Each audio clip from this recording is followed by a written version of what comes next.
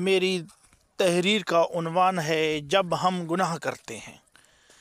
جب بھی آپ گناہ کرنے لگتے ہیں تو آپ نے دیکھا ہوگا کہ آپ کا دل زور زور سے دھڑکنا شروع ہو جاتا ہے۔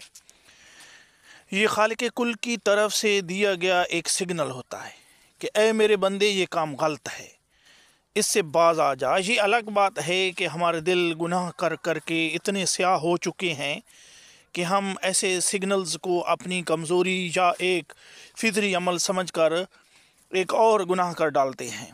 ایک رات ہم سب کمرے والے کافی دیر تک اللہ رب العزت اور اس کے پاک نبی صلی اللہ علیہ وآلہ وسلم کی مدح بیان کرتے رہے۔ اسی دوران ایک دوست کہنے لگا، مجھے کافی مرتبہ میت کے لیے قبر کھودنے کا اتفاق ہوا ہے۔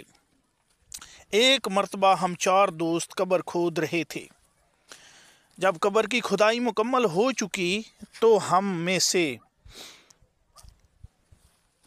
سے ایک دوست نے کہا کہ میں اس قبر میں لیٹ کے چیک کرتا ہوں کہ اگر بڑی چھوٹی ہوئی تو ٹھیک کر لیں گے۔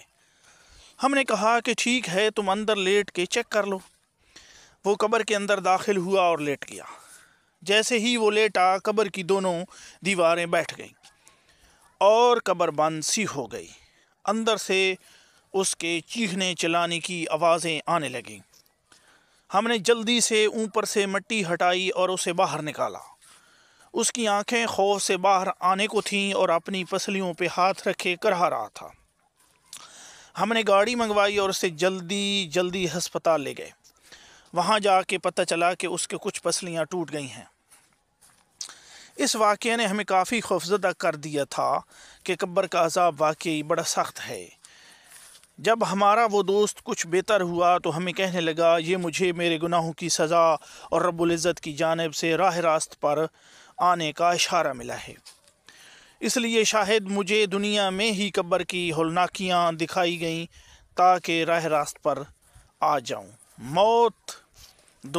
موت ایک کڑوا سچ ہے جسے ہر ذی نفس نے برداشت کرنا ہے، اور اس کڑوے سچ کا پہلا مرحلہ قبر ہے، جہاں نہ بجلی ہے کہ کوئی بلب جلا کے روشنی مل جائے گی، اور نہ پانی ہے کہ گھبراہٹ میں بندہ 2 گھونٹ پی کے تھوڑا حوصلہ میں آ جاتا ہے۔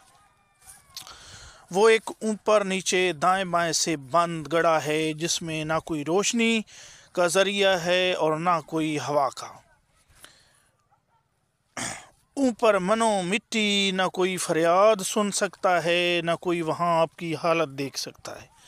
وہاں اللہ کی رحمت اور دنیا میں کیے گئے نیک اعمال ہی ہمیں جو آپ کی تسکین کا ذریعہ بن سکتے ہیں۔ آپ سب سے التجا کروں گا کہ دیکھیں، ابھی بھی کچھ نہیں بگڑا، ابھی بھی وقت ہے، آئیں توبہ کر لیتے ہیں۔ ہمارا کریم اللہ تو ہماری بخشش کے بہانے تلاش کرتا ہے۔ اس نے ایک بار پھر ہمیں بخشش کا موقع دیا ہے، اسے ضائع نہ ہونے دیں۔ رحمت، مغفرت اور دوزخ سے آزادی کا ہمیں آج سے پھر ایک بار سنہری موقع مل رہا ہے۔